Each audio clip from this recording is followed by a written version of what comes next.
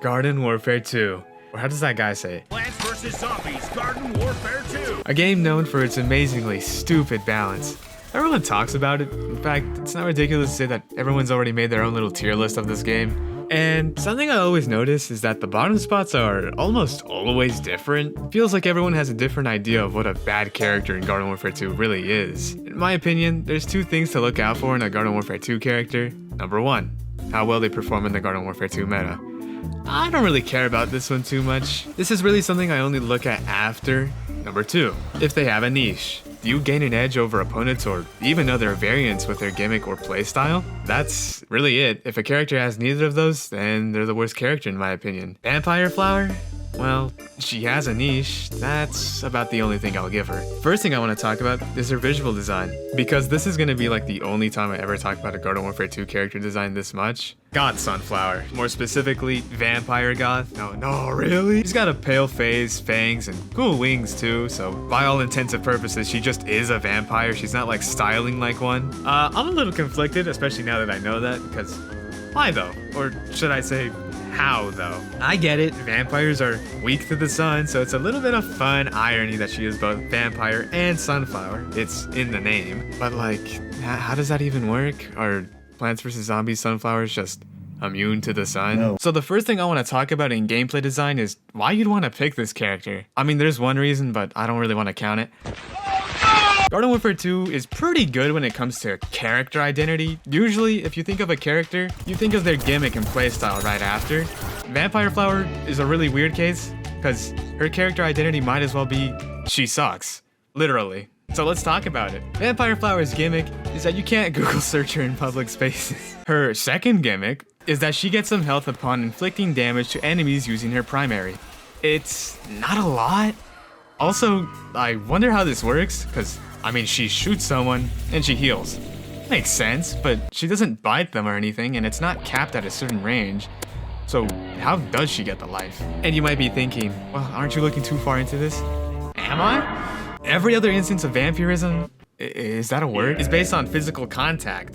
Baron von Bats has to take a bite of some veggie flesh to heal. Count Chompula has to devour flesh to heal. He can't bite to heal. Okay, I guess balancing reasons. The Vampweed, well, it doesn't deal damage, but it steals life of enemies and gives it to the Chomper somehow. Maybe that wasn't a good point. I guess the takeaway here is Garden Warfare 2 took some creative liberties with vampirism. Alright, vampire lore aside, let's talk about the leech life itself. It kinda sucks. Not literally this time, figuratively. It sacrifices some damage for the appropriately named life leech mechanic. It sounds alright on paper, except I lied. It might not come as a surprise to any of y'all, but gimmicks in Garden Warfare 2 usually come with a drawback. Vampire Flower just comes with a lot. So, you know, let's be a little positive. Let's focus on what Vampire Flower gets, right? She gets horrible damage, horrible ammo, and horrible health. But at least her design is adorable. And she's goth too. So it all cancels out. When can't you heal in Garden Warfare 2? It's a weird question, I know. Probably not a lot of people have asked themselves this, but I have two answers of my own. Number one, when you're dead. You can't get healed when you're dead. You can get revived. I guess I should say when you're vanquished. And number two, this is the important one, when you're at full health. When you're at full health, oh, would you look at that? You don't get healed. Number doesn't go up. That makes sense, right? This simple game mechanic is the one thing that prevents Vampire Flower from being good. Again, let me preface this by saying she has horrible damage, horrible ammo, and horrible health. And sometimes no gimmick as well, because when you're at full health, you don't leech any life. Wow. It's pretty hard to overcome this oversight. I'd say Vampire Flower is a proactive character. You just shoot at everything you see, right? With a reactive gimmick, it's a gimmick that only works when an enemy shoots at you. Reactive gimmicks are basically non-existent in the Garden Warfare games, and for good reason, because then you get characters like Vampire Flower, which just don't have a gimmick a lot of the time, which really hinders her character identity I was talking about earlier. Okay, upgrades, we love these, right? If you use her damage upgrade, she doesn't have one. Instead, she has a vampiric upgrade, which makes sense, because if you're gonna have this upgrade, might as well just give it to every vampire in the game. Wait, this guy doesn't have one? I feel like a damage upgrade would solve the issue of being at full health. Just let her do damage similar to Reg Sunflower and remove the Vampiric upgrade. She'll be threatening and still heal for roughly the same amount. Except I lied. Again. Turns out, Vampire Flower has a cap on how much she can heal per shot. It's the exact same amount as what you would heal for normally in a 10 damage shot.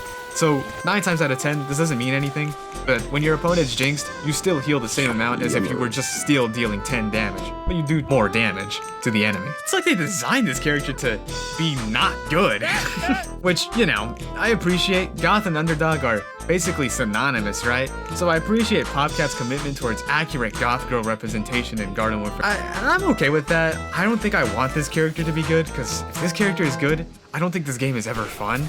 You just see this character and it's like, oh, well, I had my fill for the day. It's like if you saw EP, right? So I'm glad she kind of just sucks, figuratively.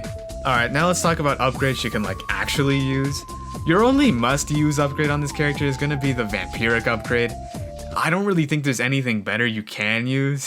The second upgrade, it's basically up to personal preference. You either use reload or ammo.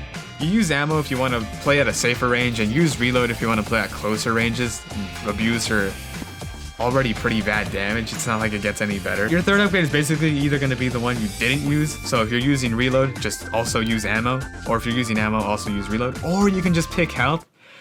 Health is alright. It helps in all of her good matchups, but it doesn't fix any problems in her bad ones. Although, she's probably one of the better characters that use the health upgrade in this game. Is she the best?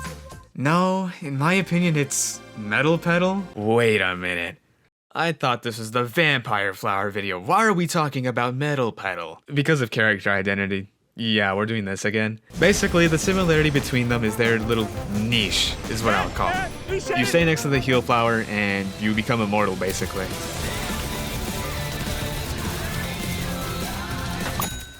I guess technically every sunflower could do that, but I think these two are probably the best to do it. Is Vampire Flower better than Metal Petal at that playstyle? Yeah, kind of. Potentially. The main takeaway being that Metal Petal is just a far more consistent character in almost every way. So Vampire Flower ends up becoming this like volatile alternative playstyle. Alternative, get it? So she ends up becoming this alternative playstyle to Metal Petal where you have the chance to become way more immortal, but you also have way more of a chance of just dying instantly. So, I don't know, pick your poison. If Metal Petal is Superman, Vampire Flower is Potential Man. Give me liberty, give me fire, give me AC parries, or I retire. Everyone, I have a confession. I actually liked playing Vampire Flower. Yeah, so I actually had a lot of fun fighting uphill battles. Like all the time, by the way. You basically always have to be on guard with this character. Because with every Vanquish, with every second that I lived, it felt as if I wasn't relying on a gimmick, playstyle, or even Vampire Flower to get me through. Wow, thanks Vampire Flower. But more so myself. Because I didn't have an explosive time to vanquish that characters like Plasma Pea, Kernel Corn, and Mystic Flower have. And I didn't even have a massive health pool to fall back on like Torchwood, Iron Citron, and Metal Petal. And I didn't even have a generous amount of ammo like Sunflower, Power Flower, Shadow Flower, Metal Petal, Stuffy Flower. Okay, well, I said I enjoyed playing as her, not that she was actually good to play as. But she might be good for the game, and not in a, oh, I'm playing All-Star and I'm gonna start using Ultra Tackle now. Vampire Flower taught me a lot about Garden Warfare 2. Mainly why the good characters are already so good. Turns out Garden Warfare 2's meta may as well be kill the opponent before they kill you. It's kind of that simple. The better you can do that, the better character you are. Not to downplay the complexity of the game. Obviously, Vampire Flower having horrible damage, horrible ammo, and horrible health is not really good at that. Also, the importance of movement and positioning. Wow, why'd I deliver that like a freaking idiot? Vampire Flower has nothing in her kit to help her with that. Nothing but base movement speed. I'd rather have a high base movement speed rather than an ability like Hyper. Sunflower's movement speed is actually what makes her so strong in the first place. She'd be a lot easier to kill if she wasn't so fast. Would I recommend Vampire Flower to anyone trying to learn Garden Warfare 2? No. I don't know why you would pay $15 for this character. Well, I know one reason, but I don't want to count it. Vampire Flower and Breakfast Brains for 30 bucks? Yeah, I don't buy these packs. These are the two worst characters in the game on each side. So, by the way, now that I'm looking at this, can we talk about the plant selection here? These are some of the most annoying plants in the game. And like, why is Plasma Pea here? Yeah, that's all I need to say. I would really only recommend Vampire Flower if you're trying to further your knowledge of Garden Warfare 2. So what I mean is you basically already have a general understanding of the game mechanics and tech, and you just want to like get better at the game, right? Yeah, I guess that's the end of the video. How do you end a video? A cool quote. All right, let's hear it. She's bad. She's bad, and that's good. She will never be good, and that's not bad. There's no one I'd rather be than Ice P. I cannot believe I've wrote the script for this video, edited this entire video, and I'm only just now realizing that I forgot to talk about kind of the whole reason I made this video. It's a cute evil laugh. I'll just play it and then the video ends. All right, bye.